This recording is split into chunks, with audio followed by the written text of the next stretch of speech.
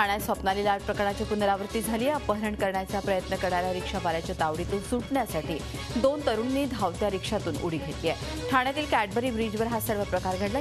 या दोन्ही मुली किरकोळ जखमी झाल्या असून रिक्षावाल्याचा शोध घेण्यासाठी पोलिसांची 5 पथकं तैनात करण्यात आली आहेत। या दोन्ही तरुणी अखिल भारतीय विद्यार्थी परिषदेच्या कार्यकर्त्या असून त्या मूळच्या रत्नागिरीच्या आहेत।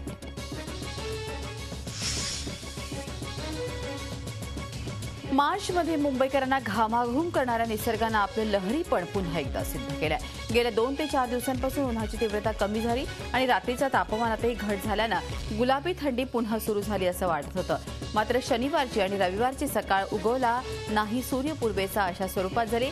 सकाळपासूनच आकाश ढगाळलेलं होतं आणि अपेक्षा नसता पाऊस अवेळी बरसला। पश्चिम उपनगरात तुरळक ठिकाणी पाऊस पडला। रविवार असल्यानं बोरीवली संजय गांधी नॅशनल पार्क, गोराई जुहू चौपाटीवर आबालवृद्धांची गर्दी उसळली।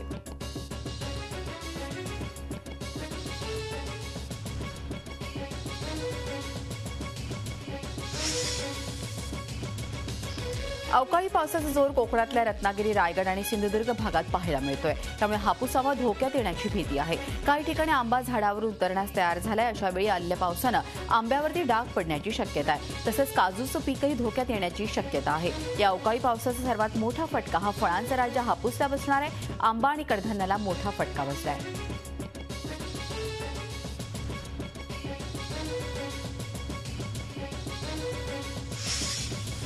अवकाळी पावसामुळे नाशिक जिल्ह्यातल्या द्राक्ष, कांदा, गहू, हरभरा पिकाला फटका बसलाय। त्यामुळे 10 ते 15% उत्पन्न कमी होण्याची शक्यता व्यक्त केली जाते। त्यामुळे द्राक्षांच्या निर्यातीवरही परिणाम होण्याची भीती बोलून दाखवली जाते। ढगाळ हवामान आणि अवकाळी पावसाचा सामना करण्यासाठी शेतकऱ्यांनी तातडीनं फवारणी सुरू करण्याचं आवाहन नाशिक जिल्हा कृषी अधिकाऱ्यांनी केलं आहे। अमरावती जिल्ह्यात काल अवकाळी पाऊस आणि वादळी वाऱ्यामुळे पिकांचं मोठं नुकसान तर झालंच आहे। त्यातच दर्यापूर तालुक्यात वीज पडून आदिवासी महिलेचा मृत्यू झाल्याची घटना घडली आहे। शेतात काम करत असताना आदिवासी महिलेच्या अंगावर वीज पडली।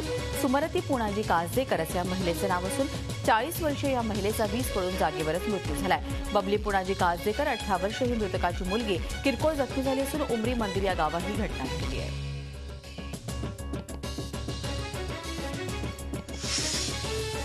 अवकाळी पावसानं शेतकरी पुन्हा हैराण झाले। राज्यभरात अवकाळी पावसानं शेतकऱ्यांचं मोठ्या प्रमाणात नुकसान झालंय। त्यामुळे झालेल्या नुकसानीच्या पंचनाम्याचा आदेश देण्यात आल्याची माहिती कृषी मंत्री एकनाथ खडसे यांनी जळगावमध्ये दिली आहे।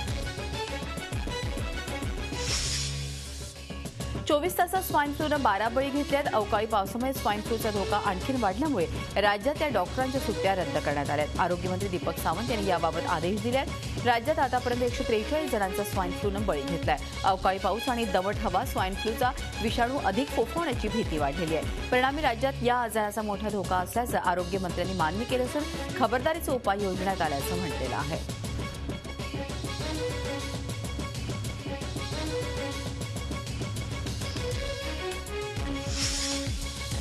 राज्याच्या आरोग्यमंत्र्यांनी राजीनामा द्यावा अशी मागणी विरोधी पक्षनेते राधाकृष्ण विखे पाटील यांनी केली आहे। राज्य सरकार सर्वच नैसर्गिक आपत्ती हाताळण्यात अपयशी ठरत आहे। तसंच अवकाळी पावसाच्या नुकसानीनंतर राज्य सरकार फारशी मदत करेल असं दिसत नाही। मात्र सरकारनं अडचणीत सापडलेल्या शेतकऱ्यांना मदत करावी। राज्यात स्वाईन फ्लूबाबत राज्य सरकार उदासीन असल्यानं राज्याच्या आरोग्यमंत्र्यांनी तात्काळ राजीनामा द्यावा अशी मागणी राधाकृष्ण विखे पाटलांनी केली आहे।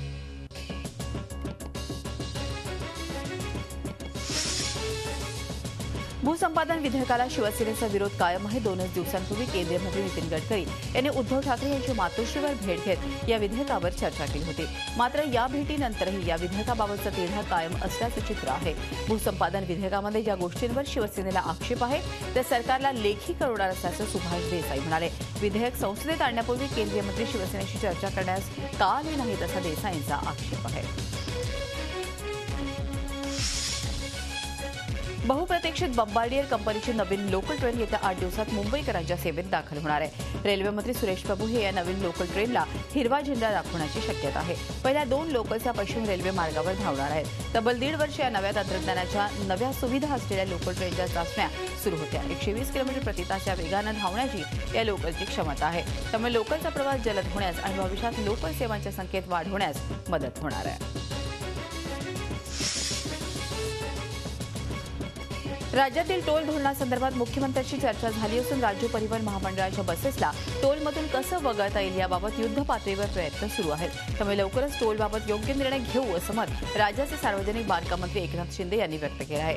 धुळे दौऱ्यादरम्यान ते बोलत होते. शिवाय सर्वसामान्य जनतेला टोल करातून दिलासा देण्यासाठी महाराष्ट्रात नवे टोल धोरण आणण्याबाबत शासन विचार करत असून सीपी जोशी कमिटीचं देखील यावर काम सुरू आहे. त्यामुळे सर्व बाबींचा कायदेशीर विचार करून लवकरच टोल संदर्भात निर्णय घेण्यात येईल अशी माहितीही त्यांनी यावेळी दिली.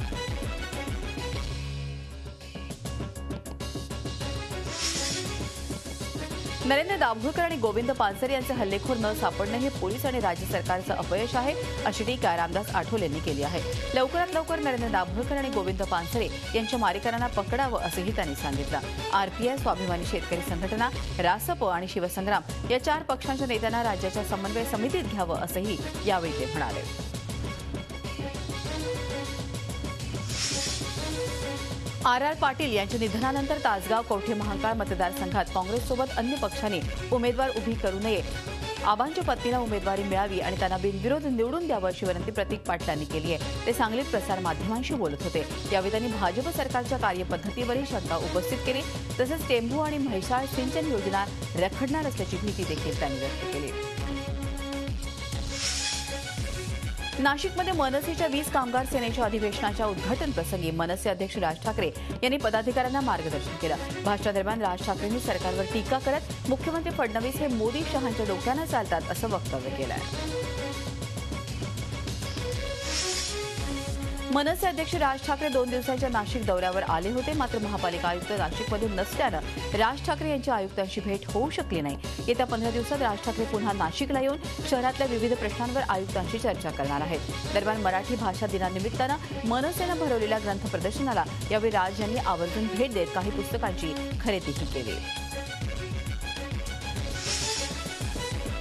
भाजप खासदार किरीट सोमय्या यांनी रिलायन्सच्या 4G टॉवर्सला विरोध करताना याचंही खापर काँग्रेस आघाडी सरकारवर फोडलं आहे. पृथ्वीराज चव्हाण सरकारनं असे टॉवर्स उभे करण्याचे आदेशच त्यावेळी काढले होते असा आरोप सोमय्या यांनी केला आहे. त्यामुळे आता ही परिस्थिती उद्भवली आहे असा पवित्रा घेत कोणत्याही परिस्थितीत टॉवर उद्यानांमध्ये उभे करू देणार नाही असा इशारा त्यांनी दिला आहे. ईशान्य मुंबईतल्या उद्यानाला भेट देऊन सोमय्या यांनी या प्रश्नी नागरिकांशी संवाद साधला.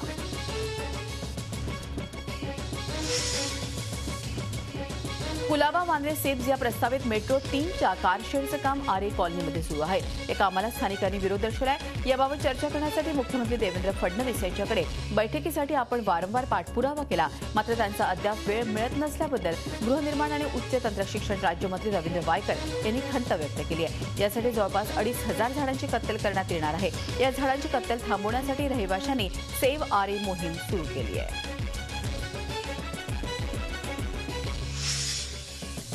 उत्तर मुंबईतल्या कांदिवली पूर्व भागात मिल कामगारांना देण्यात आलेल्या घरांना पाण्याची समस्या भेडसावते आहे. या प्रकरणी वारंवार तक्रार करूनही म्हाडाचे अधिकारी दाद देत नसल्याचा रहिवाशांचा आरोप आहे. कांदिवली पूर्वेला वेस्टर्न एक्सप्रेस हायवे लगत मोरारजी मिल कंपाऊंडमध्ये मिल कामगारांची इमारत आहे. इथल्या रहिवाशांना मागल्या 1 वर्षांपासून पाण्याची समस्या भेडसावते आहे. पाणी पुरवठा व्यवस्थित झाला नाही तर आंदोलनाचा इशारा रहिवाशांनी दिला आहे.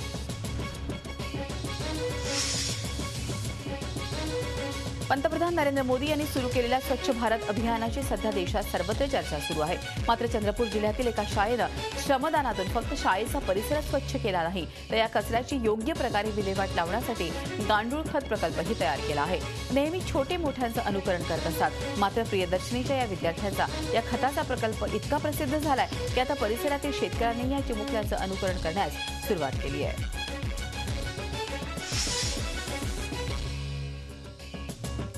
कर्जबाजारीपणाला कंटाळून पालघर जिल्ह्यातील वाडा तालुक्यात एका शेतकऱ्यानं आत्महत्या केली आहे. लक्ष्मण बाबू ठाकरे असं या शेतकऱ्याचं नाव असून त्यांच्यावरती बँकेचं 1.5 लाखाचं कर्ज तर महावितरणाचं 54,000चं बिल थकीत होतं.